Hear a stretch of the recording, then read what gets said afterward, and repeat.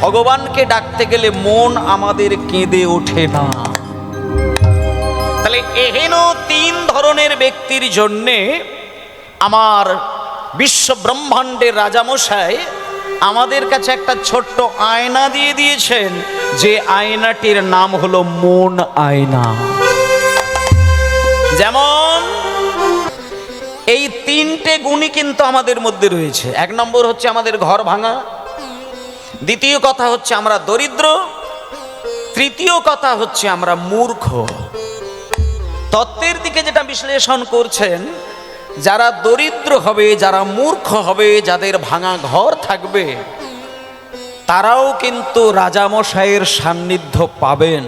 কি করে না, রাজার দেওয়া আয়নাটির যত্ন যদি কেউ নিতে পারে, তাহলে সে অনায়াসেই কিন্তু রাজার সঙ্গে কথা বলতে পারবে। তাহলে এখানে যে দরিদ্রের কথা বলা হয়েছে, সেই দরিদ্রটা কে? আসতে, দরিদ্র মানে তুমি 10 লক্ষ টাকার মালিক কি 10 কোটি টাকার মালিক, তার মানে এখানে ওই অর্থের ধনী দরিদ্রের কথা বলছে না। এখানে যে অর্থের কথাটা বলছে সেটাই প্রাকৃত জগতের সোনা দানা টাকা পয়সার কথা নয়। প্রাকৃত জগতে যারা সোনা গয়না গাটি হিরে মুক্ত জমি জায়গা টাকা পয়সার মালিক হয়, তারা হলো প্রাকৃত জগতের ধনী ব্যক্তি। আর যারা এসবের ঊর্ধ্বে একমাত্র পরমার্থ ধন, যেটা অপ্রাকৃত জগতের প্রেম সুধা, সেই প্রেমের মালিক যদি কেউ হতে পারে, শাস্ত্র বলছে সে অপ্রাকৃত জগতের একমাত্র ধনী লোক। তাহলে আমাদেরকে জানতে হবে যে আমরা গায়ের জোরে বুদ্ধির জোরে মনে করলে কোটি টাকার মালিক হতে পারি, কিন্তু গায়ের জোর দেখিয়ে ভক্তির মালিক কিন্তু হওয়া যাবে না।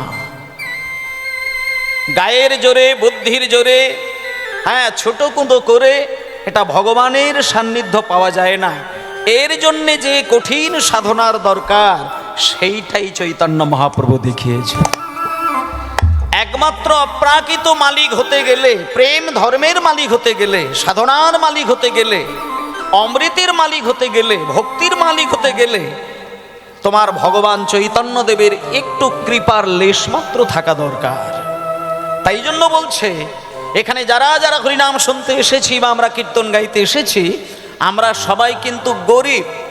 কিসে গরিব না, অপ্রাকৃত জগতের প্রেম ধনে গরিব। আমরা চোখ বন্ধ করলে ভগবানের নাম করতে করতে 2 ফোঁটা নয়নের জল অনায়াসে কিন্তু ঝরাতে পারি না। কিন্তু খেয়াল করে দেখবেন, বাড়িতে সংসারে ছেলে মেয়ে নাতি নাতনি বউ বাচ্চা আত্মীয় স্বজন, এরা যদি অল্প একটু আঘাত দিয়ে কথা বলে, অনায়াসে 24 ঘন্টা বালিশ ভিজিয়ে দিতে পারি কাঁদতে কাঁদতে। কিন্তু মন্দিরে গিয়ে 1 ফোঁটা নয়নের জল দিয়ে তার চরণ সেবা করা, এটা কিন্তু আমরা পারি না। তাহলে আমরা কতটুকু প্রেম ধনের মালিক হলাম? যে সত্যিকারের চৈতন্যের প্রেম পরিপূর্ণ হৃদয়ে ধরতে পেরেছেন, তিনি মন্দিরের দরজা বন্ধ করে তার নয়নের দিকে তাকালেই তাকে জোর করে নয়, ভাবতে চিন্তা করতে হয় না, তার অজান্তেই 2 চোখ থেকে টপ করে 2 বিন্দু অশ্রু বিগলিত হবে।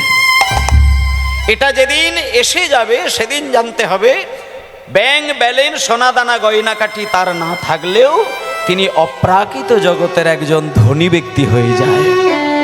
নিতাই গৌর প্রেমানন্দে হরি বল। আর এই অপ্রাকৃত জগতের প্রেম সুধা, অপ্রাকৃত জগতের চৈতন্যের চরণের সুধা কেউ যদি পেয়ে থাকেন, তিনিই হলেন একমাত্র ধনী ব্যক্তি। আস্তে। আর দ্বিতীয়টি হচ্ছে ভাঙা ঘর। ভাঙা ঘর কোনটা? আমাদের ঘরের ছাদে যদি কোনো ছিদ্র হয়ে যায়, জানালার একটি পাল্লা যদি ভেঙে যায়, তাহলে আমরা সেটা ভাঙা ঘর বলি, ভাঙা ছাদ বলি। কিন্তু ভগবান তোমাকে যে দেহ বাড়িটা দিয়েছে, সেখানে 9খানা ছিদ্র রয়েছে।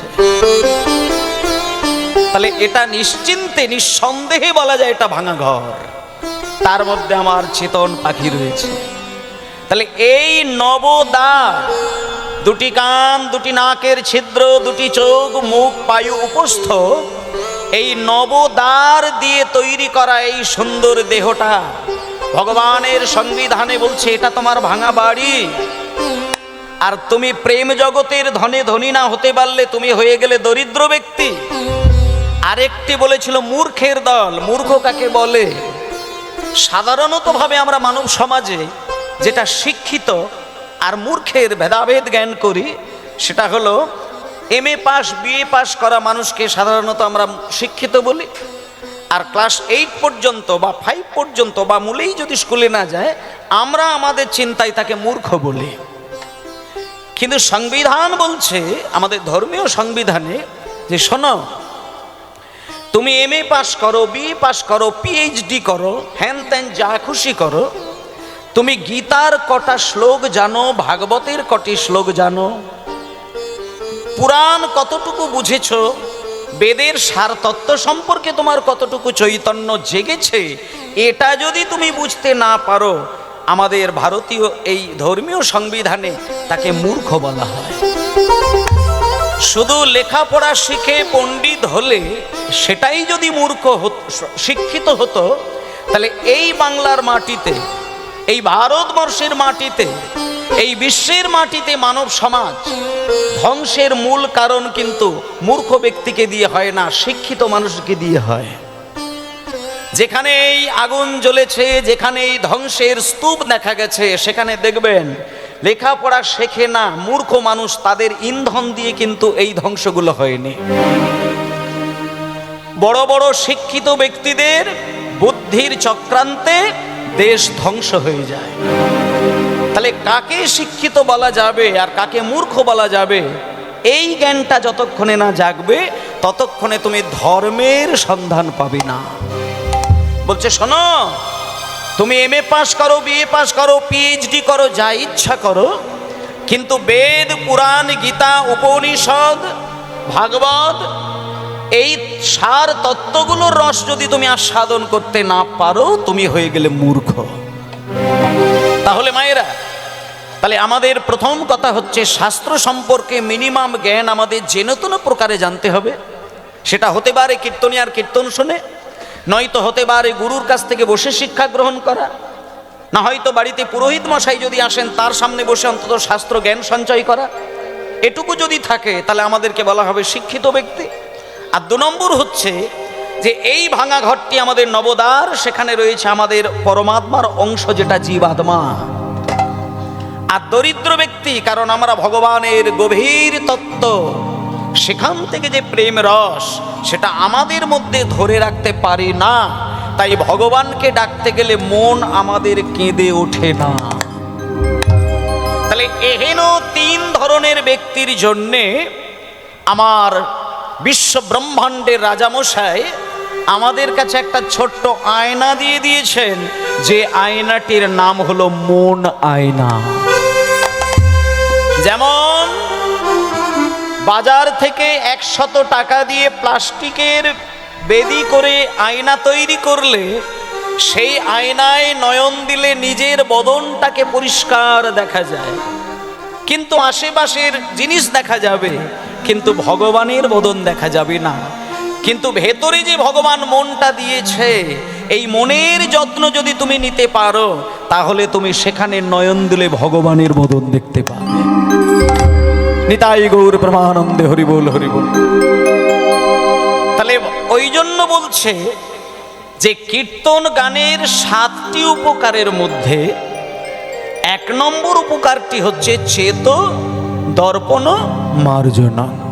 চেত মানে হচ্ছে মন, দর্পণ মানে হচ্ছে আয়না, আর মার্জনং মানে হচ্ছে মেজে ঘষে ঘষে তাকে পরিষ্কার করে দেওয়া। এইটাকে বুঝতে জানলেই তুমি বুঝতে পারবে সেটা কীর্তন গানের দ্বারাই সম্ভব হবে। মায়েরা, যেমন নিজের মুখ দেখতে গেলে আয়নাকে রেখে দিলেই মুখ দেখা যায় না, নিত্যদিন তাকে পরিষ্কার রাখতে হয়, তা না হলে তাতে একটু একটু করে ময়লা ধুলো জমতে জমতে ময়লার আস্তরণ যখন জমাট বেঁধে বসে যায়, তখন আপনি আয়নার সামনে মুখ রাখলেও মুখ দেখতে পাবেন না। তখন আমাদের করতে হয় 2টো কাজ। এক হচ্ছে তাতে সার্ফ দিতে হবে, কি সোডা দিতে হবে আর তাতে জল দিতে হবে, এই দুটোর মিশ্রণে ময়লা পরিষ্কার হবে। তেমনি অন্তরের যে ময়লা সেখানেও থাকবে নামরূপী সার আর প্রেমরূপী নয়নের জল। নিতাই গৌর প্রেমানন্দে হরিব। তাহলে নামের সাথে নয়ন বাড়ি এই দুটো যদি হৃদয় মাঝে মাখামাখি করা যায়, একদিন তুমি দেখবে চোখ বন্ধ করলে জগৎপতি ভগবানের চরণ যুগল তোমার হৃদয় মাঝেই দেখা যাবে।